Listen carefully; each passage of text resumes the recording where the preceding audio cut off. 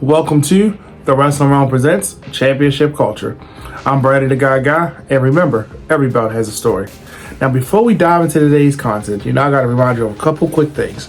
Did you know that you can watch all of the Wrestling Realm content anytime just by going over to youtube.com/the Wrestling Realm? You can follow us on all social media platforms, which include Instagram, X, and Facebook, just by using @Wrestling Realm. Don't forget to like and subscribe and engage in the conversations with us. You can also stream and download all of our audio content on Anchor, Stitcher, Podbean, Pocket Cast, Apple Podcasts, Spotify, and Google Podcasts. You can watch us on Twitch just by using @the Wrestling Realm. Now, if you're going to any kind of concert or any kind of sporting event, we got a chance for you to save some money. If you go over to SeatGeek.com and type in the code The Wrestling Realm, it'll save you $20 off of anything of $50 or more. So any ticket, pretty much, because I haven't seen any tickets less than $50, just go use the code The Wrestling Realm at SeatGeek and you save $20. So let's dive into today's content. For today, most of the time you always see this side of the room where I have the secondary, the other titles, some tag team titles, but you never see the other side of the room. And ironically, on the other side is where the other belts are. My world titles, some of the other belts, but I keep my women's titles over there as well with the world titles because they are world titles. And I want to talk about a couple today. Of course, the first in particular is one of the first ones that drew my eye in women's wrestling was the WWF Women's Championship.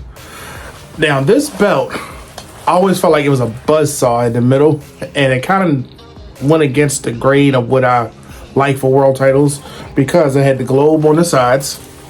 It didn't have the globe in the middle. It had the globe on the sides.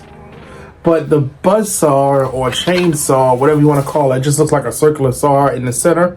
Always a little weird for me. And I don't want to call it a lazy design because it was different for the time. The other belts were smaller that preceded this. And then when this belt debuted, it was a larger belt. And as we know, the Women's Championship can go all the way back to as early as 1956 when the Fabulous Moolah had her, I think it was like 10,000 something odd reign. And she was the champion, it seemed like forever. The belt was deactivated. We don't have to go into why it was deactivated. During the height of the WCW, WWF Monday Night Wars. But on September 15th, that's when 1998, I believe it was when it was reactivated. The good thing about a reactivation is that you always can have a chance to, I don't want to say unright the wrongs, but do something a little different. And when Jacqueline reactivated this belt, it had a spark to it. The reason I started liking this belt and the reason I have it in my collection is the fact of 4 women in any combination made you pay attention to this women's division. Lita, Trish, Jazz, and Victoria. Any combination of those 4 women felt like they were the highlight of the women's division. And of course, in later times, you get a Beth Phoenix, a Mickie James, a Melina. You get the other women that were picking the ball up from where those 4 women left it. Because if you look at any of Jazz, Trish, Lita, or Victoria's matches, they were all good at the time. A thing I liked about this belt, when they wore it, it just looked like, okay, let me pay attention to them. It was an important match. It was a good thing. This is pre-Divas title. And the thing I like about the belt, it just looked like it fit for that division. You had the Big Eagle at the time, and then you had this belt, and it felt like it was a good contrast because every belt at the time was unique. You had the Big Eagle, you had the Oval IC, you had the European, you had the Cruiserweight. Every belt had a different feel to it and a different look. It didn't feel like it was just a cookie cutter of a belt. It kind of felt like every belt had its identity. And I remember watching some of Jazz's matches with Trish, some of those matches, and I just was blown away. The design of the belt was so unique, 3-plate. When the women had it around their waist, it was just a good look for them. And I really enjoyed that time with the belt. So when I became a belt collector, I said, the Divas belt was the first belt I owned, and that's because it was a special. But this was the first women's championship that I owned. This belt is 4mm stacked. I brought it on a special because one of the posts was broken and I actually was able to repair it. The nameplates are a little different in this, and it does have Lita's name on it. So she'll probably be the one, once I see her again, I'll have her sign it. But the posts are a little different. It doesn't have the finishing like it does on the other ones. But let's take a look at some of the pictures so you can get a good look at this belt.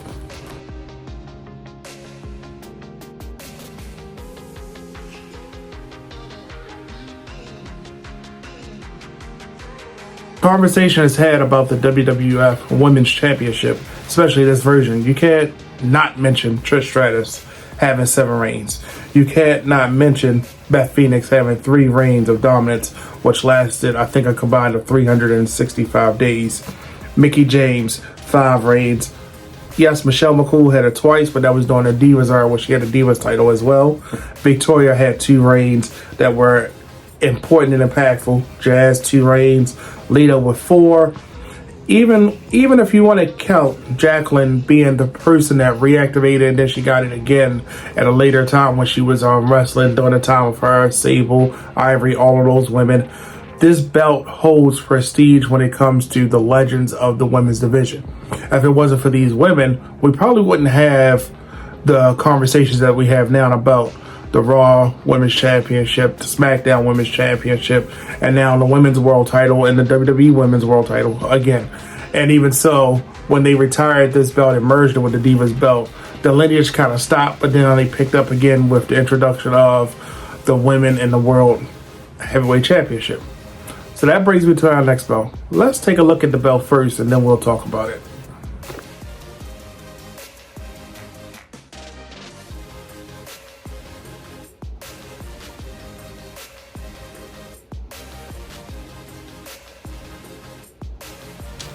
All right, if you've watched any episode of Championship Culture or any episode of the Wrestling Realm, you know that I am a TNA supporter. I love Impact. I love indie wrestling. At times when I would go into my wrestling coma, TNA would pull me out of it, or I would just go straight to watch TNA. But before I dive into the story behind this belt, let me give you some of the backstory about it. And it's crazy because this belt has had more names than probably Big Show has had heel/face turns. So in 2007 and 2008, it was known as the TNA Women's World Championship. From 2008 to 2010, it was the TNA Women's Knockout Championship. 2010 to 2017, it was known as the TNA Knockout Championship. 2017, it became the Impact Wrestling Knockouts Championship. Later in that year, when they were going through the merger and everything, it became the Unified GFW Knockouts Championship. And also later in that year, so it had 3 names in 2017. It became the GFW Knockouts Championship. 2017 to 2021, it became the Impact Knockouts Championship. And then 2021 to present, it's known as the Impact Knockout World Championship. And of course, the belt has changed generation. It went from, this is the first version. Second version was the black with the blue TNA logo. Then that's where the GCW stuff happened. Then it went to silver and blue. Then it went to red and silver as it currently is now. Now, when it comes to this belt, just like the WWF Women's Championship, you got to say certain names when it comes to these belts. And when I say certain names, you can't talk about this version of the belt without saying Gail Kim and Awesome Kong. They had a rivalry that I think would make any wrestler pay attention to, and they definitely made me pay attention to that rivalry back then. So did Tara and ODB.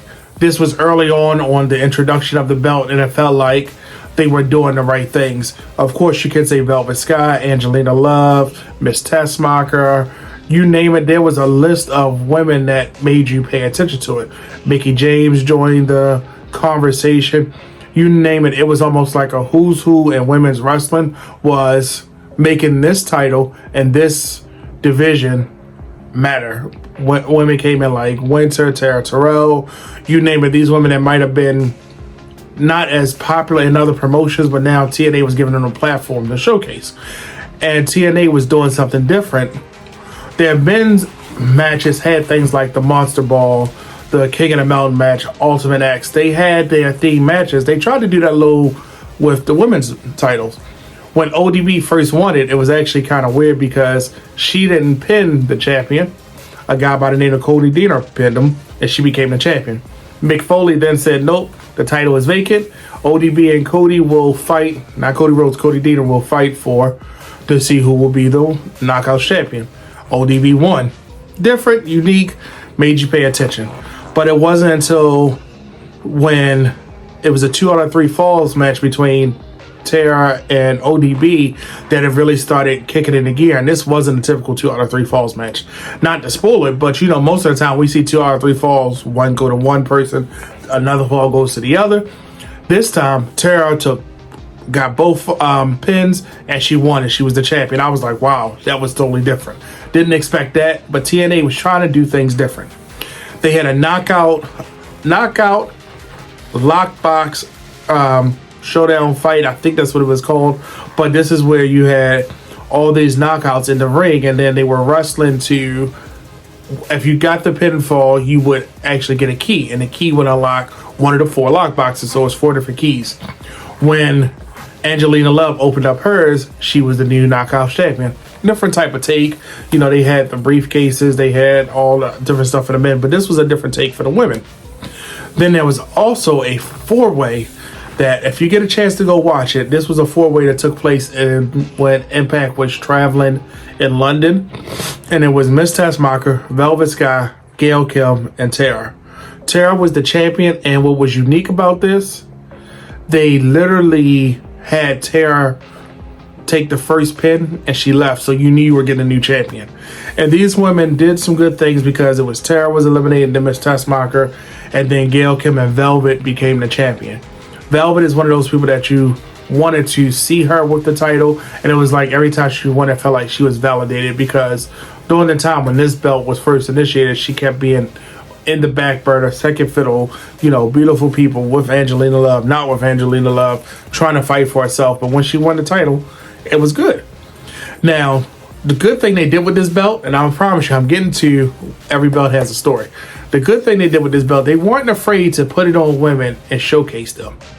Sometimes I believe that when you have somebody hold a belt for 746 days or 980, whatever, when they have a long title reign, it kind of feels like, all right, how do we keep that special? What's unique about them? Yes, the short title reigns can hurt too, but the short title reigns sometimes were a surprise. It was like, oh, she only had the belt for 4 days, then she lost it back. Sometimes, depending on the story, it warrants it. But the bad thing about this belt, and I will have to say it, TNA, you did something bad where too many screwy finishes and too many roll-ups. Let them just win clean. It seemed like more often it was almost divided down the middle. It was always a screwy finish / roll-up, and it outweighed the clean finishes. So why do I have this belt? Victoria / Tara is one of my favorite women's wrestlers. Got to meet her. Nice woman. Mickie James, another one. Lita, Trish. But Victoria seems to always be neck and neck. Lita, and Mickie James have always been like neck and neck for number one. When Tara / Victoria made that jump to TNA, I was all in. And yeah, she went through a couple different changes with her character, but I've always been a Victoria fan. I hope that she comes back and makes it into the Hall of Fame. She definitely deserves it. But that's the person that really made me pay attention. Yes, Gail Kim and Also Khan were great, but Victoria was my girl. So when she debuted as Tara, I was like, oh, this is cool. What is she going to do? And I love to see her wrestle.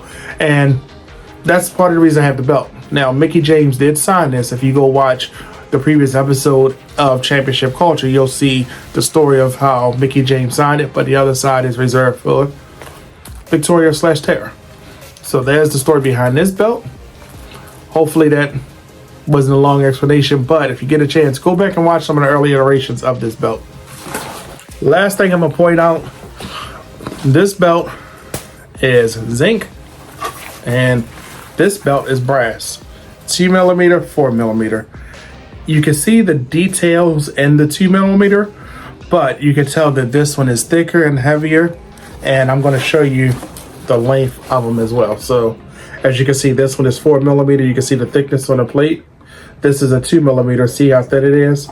Don't pay attention to the leather because the leather has to be thicker on this. But if you look at the plates itself, see how thick that is? And then see how thin that is? That's the difference in 2mm versus 4mm. Most brass belts, if you want to get the detail work of it, but I do have a lot of details in this belt that you can actually see. It's just that the etching is not as deep. If you look at I call it the chainsaw, you can see the details in this because it's a lot more to work with, even with the barbed wire around it versus this. The floor pattern does stick out, but it would be more textured and deeper if it was 4mm zinc. But as you can see, the difference in brass versus zinc. Just wanted to show that off a little bit. So there's today's episode. I hope you enjoyed it. Don't forget, if you want to catch up on any of the previous episodes of Championship Culture, go right over to youtube.com and the Wrestling Realm, and you'll see a whole playlist with Championship Culture. Don't forget to join us every Wednesday for the Wrestling Realm flagship of Wrestling Realm Now. We go live at 10:30 on Wednesday. Check us out every Tuesday on Championship Culture at 8 o'clock. And remember, every belt has a story, and I can't wait to hear yours.